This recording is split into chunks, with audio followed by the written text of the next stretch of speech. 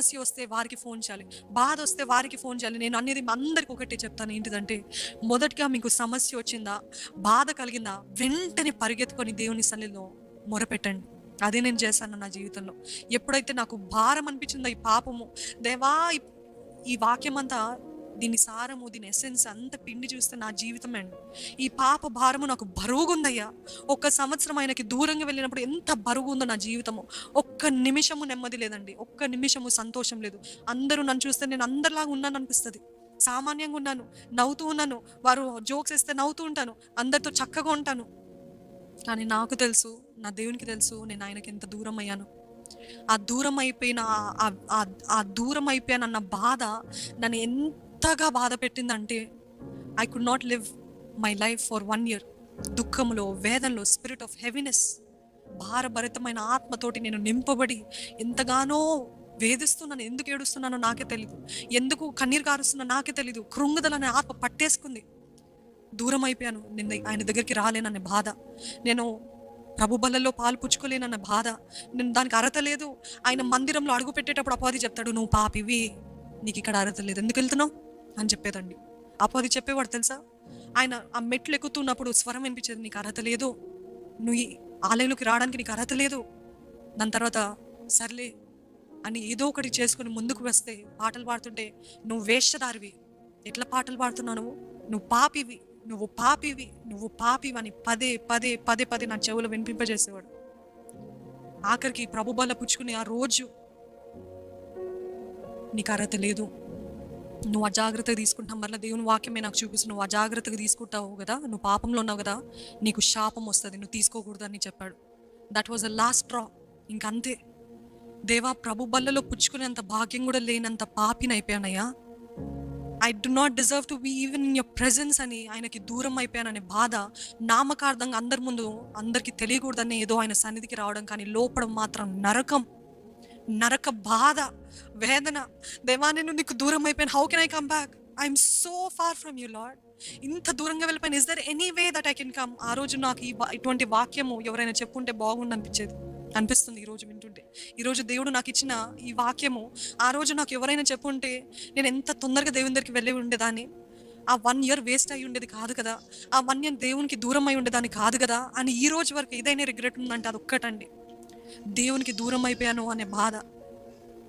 అటువంటి పరిస్థితుల్లో, దేవా నీకు దూరం అయిపోయానయ్యా, వాట్ కెన్ ఐ డూ అని అంటే, ఎన్నో నెలలు, ఎన్నో రోజులు అదే భారభరితమైన ఆత్మతోటి ముందుకు వెళ్తూ ఏదో జీవిస్తున్నాననే లోపడేమో చచ్చిపోతే బాగుండే ఇటువంటి పీస్లెస్ లైఫ్, నెమ్మది లేని జీవితం ఎందుకు, వేషధారి జీవితం ఎందుకు, దేవునికి దూరమైన జీవితం ఎందుకు అని బాధతోటి జీవించడం కంటే చచ్చిపోవడం బెటర్ కదా అని ఎన్నోసార్లు ఏడుస్తూ ఉంటే, తిండి తినకుండా ఉంటే నేను చచ్చిపోతానేమో అని ఎన్నోసార్లు ప్రయత్నాలు కూడా చేసినప్పటికీ దేవుడు నా ప్రాణాన్ని కాపాడండి.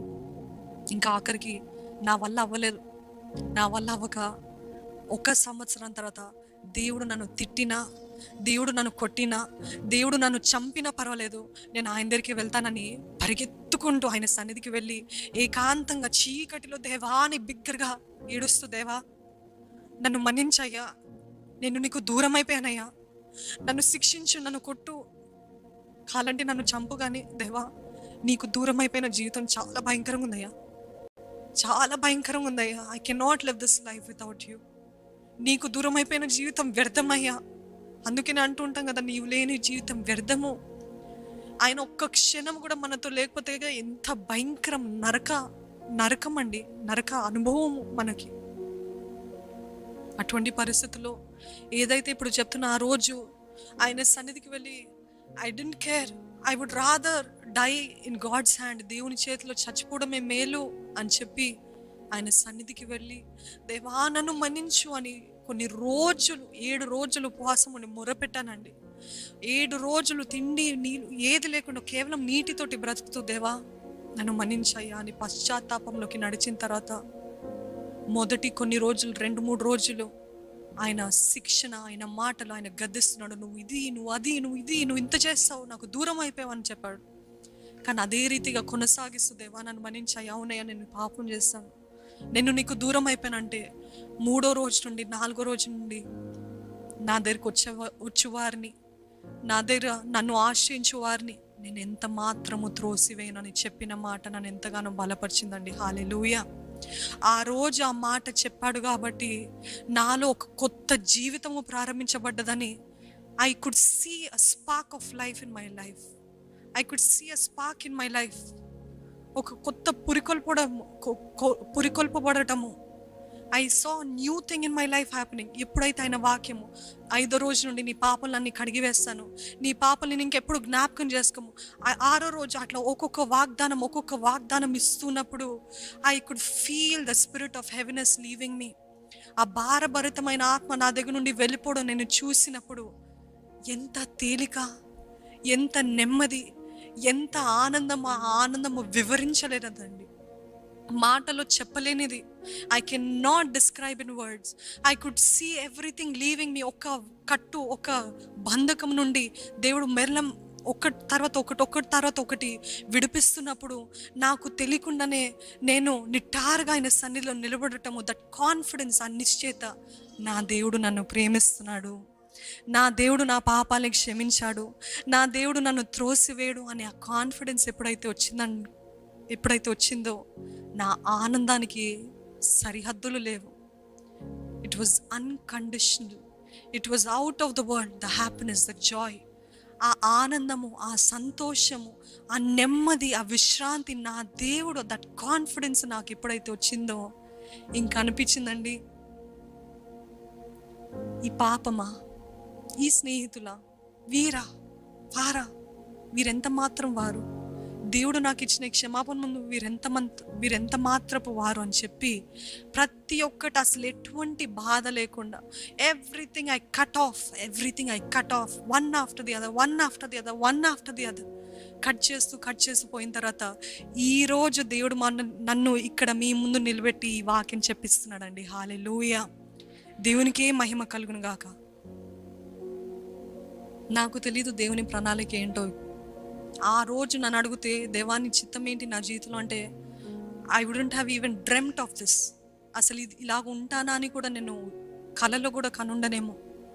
కానీ గాడ్ హూ సీస్ ఆ ఫ్యూచర్, హల్లెలూయా, మన జీవితాన్ని చూసే దేవుడు అండి, మన భవిష్యత్తుని చూసే దేవుడు. ఈరోజు అనుకుంటున్నారేమో కొద్దిగా మీరు త్యాగం చేసి చూడండి దేవునికి. నేను విడిచిపెడతాను, నేను వదిలిపెడతాను అని మీరు దేవుని నిమిత్తమై మనుషులను, వస్తువులను, లేకపోతే మీ ఇష్టాలు, అడిక్షన్స్ అన్నిటిని వదిలిపెట్టి చూడండి. దేవుడు మిమ్మల్ని హెచ్చించకపోతే మీరు మరలా తిరిగి నా దగ్గరకు వచ్చి అడగండి. దేవుడు ఆయన నిమిత్తమై ఎవరిని విడిచిపెట్టినా దానికి 2 అంతలు ఇచ్చే దేవుడు అండి. హల్లెలూయా, హల్లెలూయా. ఈరోజు దేవుని సన్నిధికి వచ్చిన మీరు, దేవుడు అదే చెప్పమంటున్నాడు, పశ్చాత్తాపడి నా సన్నిధికి వస్తే నేను ఎంత మాత్రం మిమ్మల్ని త్రోసివేయను, నేను ఎంత మాత్రం మిమ్మల్ని కాదనను.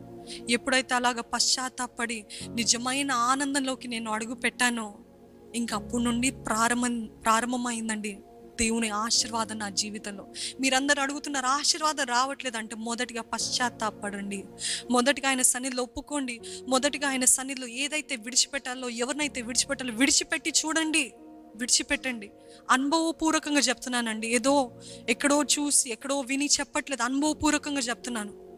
ఎప్పుడైతే నేను అది చేశానండి, కంటిన్యూస్గా 3 సంవత్సరాలు దేవుడు నన్ను టాపర్గా నిలబెట్టాడు. హల్లెలూయా. ఎప్పుడైతే పాపాన్ని విడిచిపెట్టానో, ఎప్పుడైతే పాపానికి సంబంధించిన స్నేహితులు విడిచిపెట్టానో అప్పుడు దేవుడు కంటిన్యూస్గా 3 సార్లు ఆ కాలేజ్లో నన్నే టాపర్గా చేశాడు. దాని తర్వాత దేవుని చిత్తానుసారంగా ఈ వివాహము జరగడం, ఈ మ్యాచ్ రావటం అన్నీ చూస్తే నిజంగా ఆశ్చర్యమైంది. ఇంత గొప్ప ప్రణాళికనయ్యా నీకు. అదే కానీ ఒకవేళ నేను విడిచిపెట్టను, ఈ పాపము వాళ్ళు ఏమనుకుంటారు, వీళ్ళేమనుకుంటారు, వాళ్ళు బాధపడతారు అని నేను విడిచిపెట్టకుండా ఉంటే ఈరోజు దేవుడు నన్ను ఈ స్థానంలో ఉంచేవాడు కాదేమో. ఈరోజు మన జీవితంలో కూడా ఆశీర్వాదానికి అడ్డుబండలు మన నిర్ణయాలు, మన వస్తువులు, మనం చేసే కార్యాలు, క్రియలు, మనుష్యులు అన్నిటి కాదని దేవా నీ కొరకు అంటాడు కదండి. దేవుని చిత్తమైన దేవుని నిమిత్తము అంట ఐగుప్తి ధనమంతా కూడా కోల్పోయాడంట మోషే. He said, no, I don't want the treasures of Egypt. I don't want the treasures of Egypt. I would rather suffer with God's people. దేవుని ప్రజలతో శ్రమ పొందడమే నాకు మేలు, ఐగుప్తు ఇచ్చే ధననిధులు నాకు అక్కర్లేదు అన్నాడంట. అందుకనే గొప్ప నాయకుడిగా చేశాడంట దేవుడు. ఈరోజు మీరు అది చెప్పగలుగుతారా? నాకు ఐగుప్తులు ప్రేరేపించే శోధనలు అక్కర్లేదు, ఐగుప్తు చూపించే ధనాలు అక్కర్లేదు, లంచాలు అక్కర్లేదు, అక్రమంగా సంపాదించేది అక్కర్లేదు. నేను దేవుని నిమిత్తమై శ్రమ అయినా పడతాను, కానీ ఐగుప్తి ధనాన్ని నేను కోరను. I will not desire the riches of Egypt. ఈరోజు దేవుని సన్నిధిలో నిర్ణయించుకుందామండి.